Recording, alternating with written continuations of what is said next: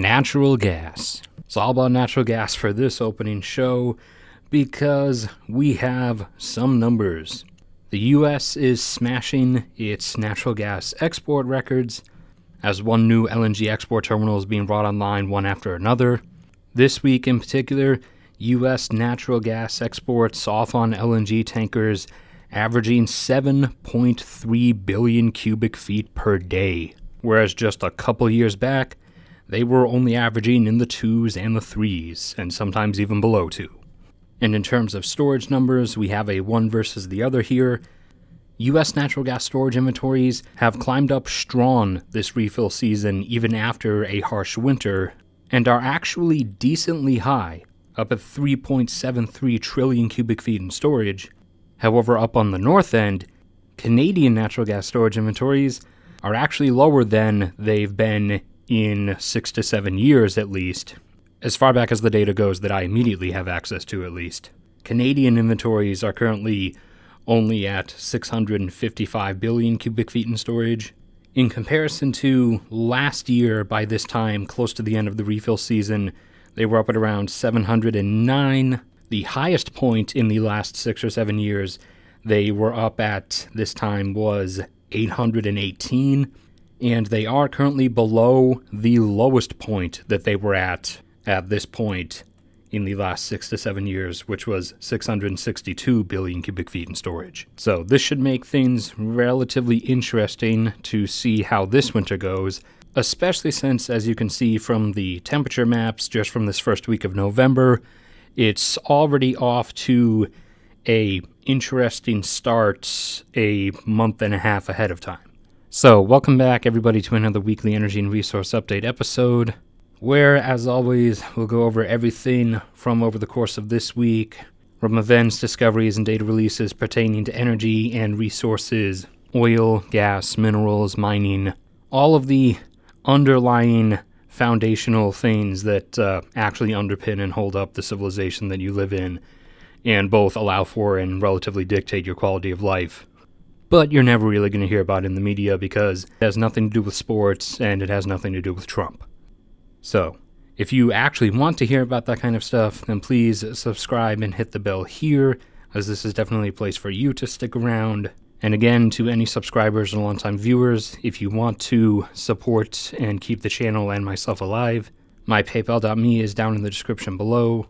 But nevertheless, here we go, getting started. Regular weekly data. U.S. oil production remains the same for a fifth week at 12.6 million barrels per day. I've been expecting it, as I said, to get up to 12.8 by the end of the year, and expecting the U.S.'s second and final peak to come between 13.4 and 13.8, maybe 13.9. U.S. oil consumption dropped a bit this week, down to 21.1 million barrels per day. Individual numbers within that being gasoline consumption coming in at 9.14, diesel fuel consumption coming in at 4.3, jet fuel consumption coming in at 1.81, and outside the U.S., on a global level, total global jet fuel consumption for the week, U.S. jet fuel consumption included in that, averaged about 5.5 million barrels per day. U.S. crude oil inventories went up by almost 8 million barrels, going up by 7.9 over the course of the week. Global crude oil inventory levels did not update this week for their monthly update, so hopefully they should update next week. Oil prices were between $55 and $58 per barrel over the course of the week, oscillating up, then down again, and then repeating again, and getting up right towards 58 at the end of the week. U.S. natural gas production remained at about the same level for a third or fourth week, coming in at 107.4 billion cubic feet per day. U.S. natural gas consumption jumped up as the cold temperatures have been setting in, so heating demand has been rising. U.S. total natural gas consumption coming up to 93.4.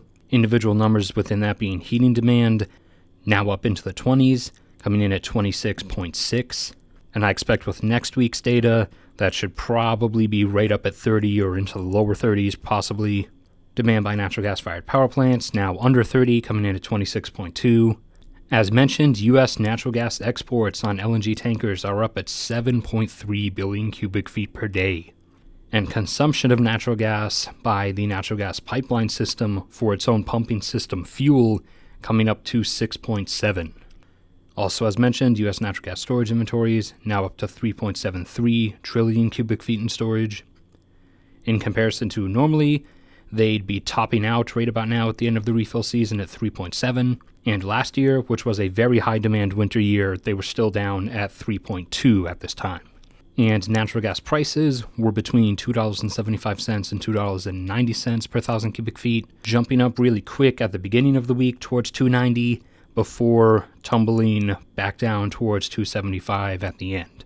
And as mentioned, Canadian natural gas storage inventories are at a 6 to 7 year low, currently sitting at 655 billion cubic feet in storage. In comparison to last year, they were at 709 at this time, and the lowest they've been at any point in the last 6 to 7 years was still higher than this at 662. Now we got the regular international monthly oil production data for most major countries. Azerbaijan continues oscillating up and down between 750 and 800,000 barrels per day. This week, as you can see, coming in at 786,000.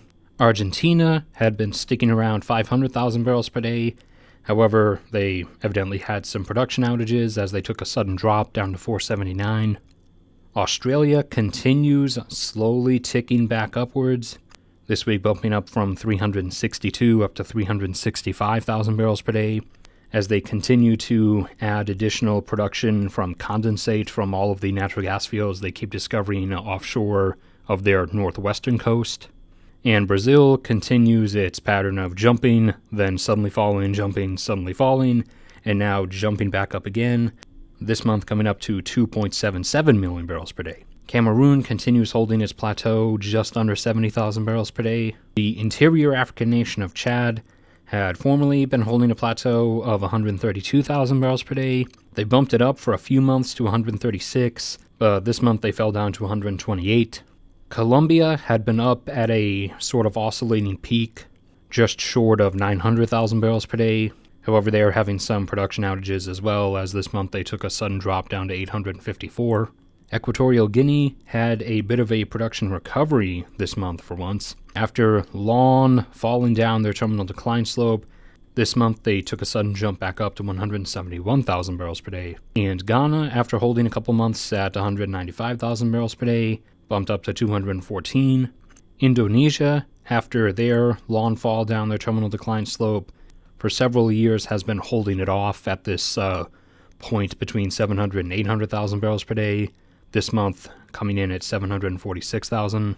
India continues going down its terminal decline slope at a slow but steady rate, losing 2,000 to 4,000 barrels per day of production each month.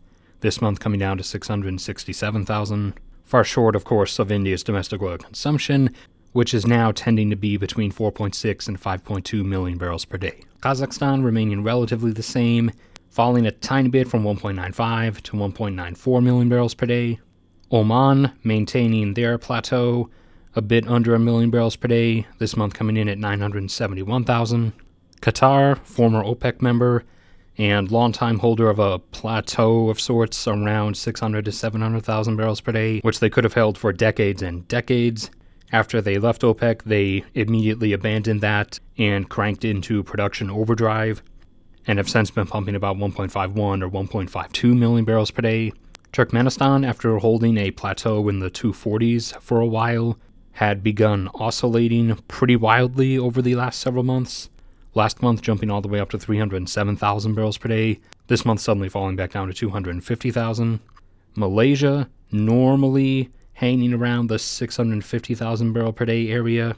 This month having some production outages and taking a sudden drop down to 499.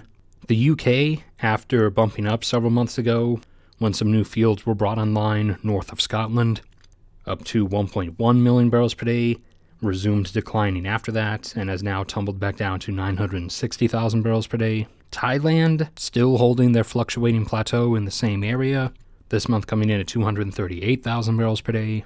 Vietnam, still fluctuating around in the lower 200s, this month coming in at 214,000 barrels per day. Okay, done with energy, over into metals. The precious metals and platinum inventories remained relatively the same over the course of this week. Gold inventories remained around 8.38 million ounces in storage, and a lot of prices took sudden drops this week, gold dropping back under $1,500 per ounce, down towards around $1,450. Silver inventories dropped back under 315 million ounces in storage, and then came just back up over 315 million ounces in storage, though again still a far cry down from the 2 billion ounces in storage that there were once years back. And silver prices took a sudden drop from around $18 an ounce down to a bit under $17 per ounce. Platinum inventories remained just above 164,000 ounces in storage, and platinum prices fell back under $900 per ounce. Palladium inventories hanging just above 52,000 ounces in storage, basically losing a couple hundred ounces each week. And palladium prices tumbled down from around $1,800 an ounce down to around $1,740. And rhodium prices jumped back up from $5,375 up to $5,475 per ounce. Aluminum inventories continue dropping from 954,000 down to 945,000 tons in storage, a far cry down from the 6 million tons in storage that it was at years back. And aluminum prices remained right around $1,800 per ton. Nickel inventories continue dropping, down from 70,000 to 66,000 tons in storage. And the market continues not really caring. The price continuing to drop, actually, now down to right at $16,000 per ton. Lead inventories remaining the same, right about, hanging at 70,000 tons in storage. Lead prices dropping back down towards $2,100 per ton. Zinc inventories continuing to drop as well, from 53,000 tons in storage down to just under 52,000, a far cry down from the over 1 million tons of zinc in storage that there were several years back. Zinc prices, however, taking a drop this week, like almost everything else, back down under $2,500 per ton. And tin, the only one to jump up, jumped back up from around 6,100 up to 6,540 tons in storage, while tin prices remained relatively unchanged, still fluctuating between $16,000 and $17,000 per ton. And there was barely any movement in the rare earth metals other than neodymium going up by about 30 cents. So we'll move on to, I don't want to call them miscellaneous metals because they're all important, but I guess miscellaneous metals. Bismuth prices continue going up, again as bismuth consumption continues going up, because most nations have been banning the use of lead in soldering for computer assembly, and the best metal to replace lead with in computer solder is bismuth. So for that reason, bismuth demand has been going up. Bismuth prices in price per ton increased from $5,860 up to $5,967 over the course of the week. Molybdenum, a critical alloying component for many high-strength steels and superalloys. For example, many strong structural steels, also many superalloys in things like aircraft engines. Molybdenum had gone back under $40, then it came back up over $40, and now it's fallen back down to just over $39 per kilogram. Tungsten, one of my top 3 favorite elements on the periodic table. Feel free to sound off yours in the comments.